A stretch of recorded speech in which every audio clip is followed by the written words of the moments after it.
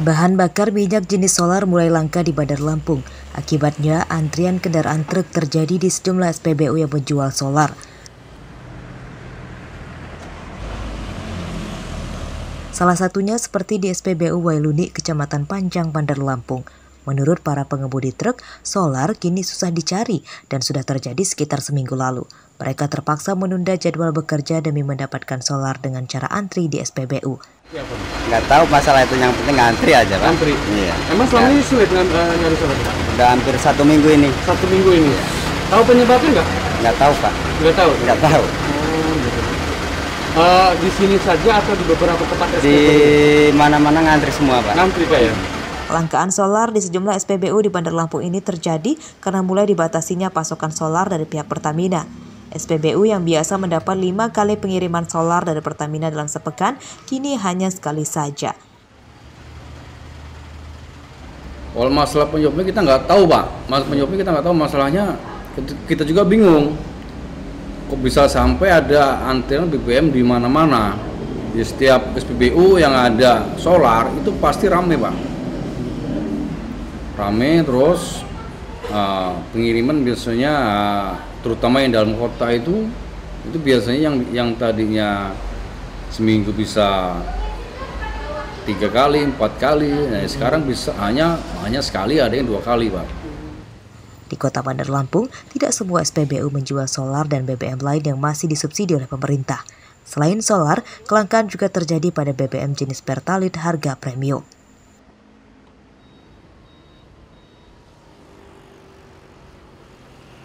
Pemerintah sebelumnya telah menghentikan penjualan premium atau bensin yang digantikan dengan Pertalite harga premium. Namun, Pertalite harga premium itu hanya dijual di SPBU tertentu saja. Sayangnya, Pertalite harga premium itu juga kini sudah tidak gampang lagi ditemukan.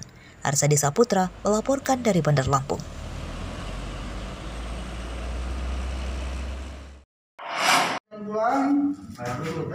Sejumlah tempat hiburan malam karaoke di Tulang Bawang Barat Minggu malam yang melanggar pembatasan jam operasional dirazia polisi. Salah satunya tempat karaoke di Desa Pulung Jaya. Dari tempat ini 9 wanita pemandu lagu dan 5 pria ditangkap karena kepergok sedang mabuk. Mereka yang terjaring razia sempat menginap di Polres Tulang Bawang Barat. Pada Senin pagi, pemandu lagu dan pengunjung karaoke kemudian dites urin dan hasil seluruhnya negatif mengkonsumsi narkoba. Setelah hasil tes urin keluar, mereka kemudian diperbolehkan pulang.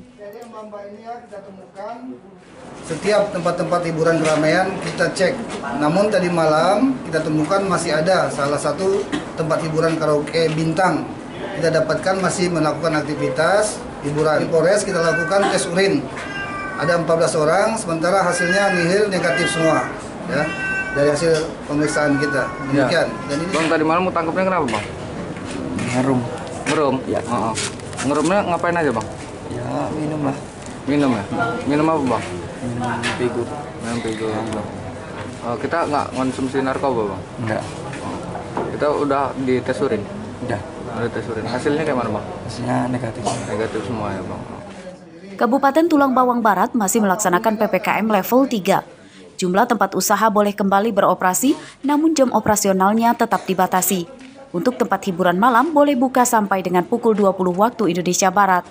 Ardi Yohaba melaporkan dari Tulang Bawang Barat.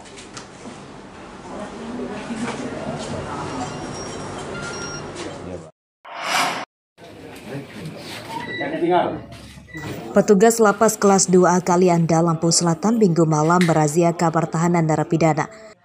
Diadakan razia pemeriksaan. Seluruh narapidana yang sedang tidur dibangunkan dan dipindahkan ke ruangan khusus di dalam lapas ini untuk dites urin. Penggeledahan dilakukan kepada setiap napi. Hasil tes urin narapidana yang dipilih secara acak negatif mengkonsumsi narkoba. Petugas kemudian memeriksa seluruh barang bawaan para narapidana di dalam ruang tahanan. Selama razia, petugas tidak menemukan narkoba ataupun senjata.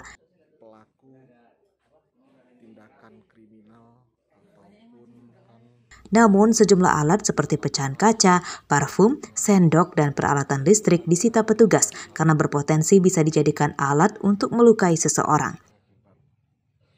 Untuk meminimalisir adanya barang-barang yang terlarang di kamar hunian. Hari ini kebetulan razia hari ini dipantau langsung oleh Bapak Kepala Divisi Pemasyarakatan Kanwil Lampung, juga tim dari Direktorat Jenderal Pemasyarakatan.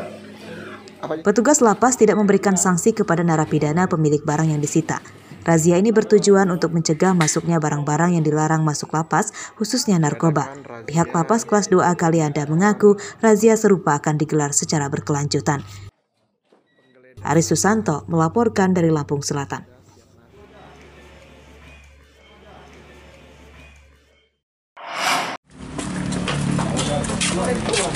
Tiga pemuda ditangkap polisi Satuan Narkoba Polres Tulang Bawang Barat Senin siang karena mengedarkan pil heksimer atau dikenal dengan istilah pil kuning secara ilegal. Tersangka bernama Hadi Wibowo, Ignatius Mauladi, dan Arif Wijaksono. Ketiganya warga Kecamatan Tumijajar dan Tulang Bawang Tengah, Kabupaten Tulang Bawang Barat.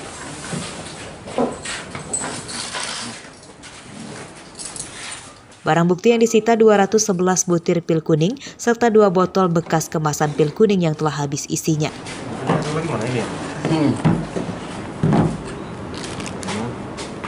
Kasat Narkoba Polres Tulang Bawang Barat mengatakan pil kuning sebenarnya bukan jenis narkoba, namun pil kuning dilarang beredar bebas karena kerap disalahgunakan sebagai narkoba oleh pecandunya. Jika dikonsumsi tidak sesuai anjuran dokter, maka pil kuning bisa memabukkan. Ini kandungan psikotropika, ini untuk membelinya harus dari resep dokter.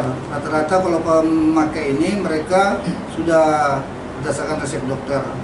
Namun mereka tidak ada resep dokter dan tidak ada izin untuk edarnya. Pasal 196 Junto 197 ya, dengan ancaman hukuman paling lama 10 tahun sampai 15 tahun dan denda 1 miliar sampai 1,5 miliar. Pil heksimer atau pil kuning merupakan obat keras yang hanya bisa dibeli di apotik dengan resep dokter. Fungsinya untuk mengurangi efek tremor yang biasa dialami pasien Parkinson atau penderita penyakit saraf. Iya. Kamu jual berapa per butirnya? Kalau itu 10.000, Pak. 10.000 ya. Udah Per berapa lama? Per bungkusnya, Pak. Udah berapa lama kamu jual ini? Belum lama, Pak. Belum lama ya. Berapa lama? Belum lama ya. Sekitar bulan ini lah, Pak. Sebulan, udah 1 bulan ini? Iya. Pada kasus ini, polisi menjerat tersangka dengan pasal 196 Junto 197 Undang-Undang Nomor 36 Tahun 2009 tentang Kesehatan. Ancamannya 15 tahun penjara dan denda 1,5 miliar rupiah. Mustaqim melaporkan dari Tulang Bawang Barat.